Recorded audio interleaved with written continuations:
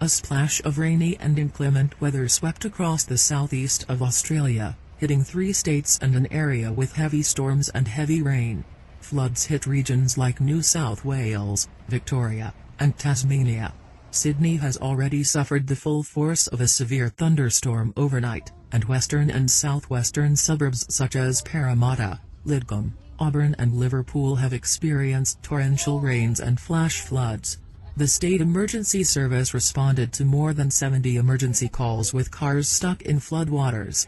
Guildford in western Sydney received the most precipitation, up to 70 meters in 24 hours.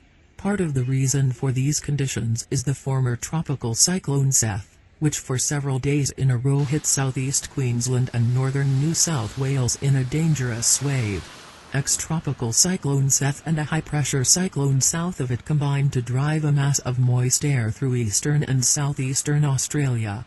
This moisture will interact with the low-pressure trough running through it in the coming days, resulting in a period of unstable and likely severe weather from today through Saturday.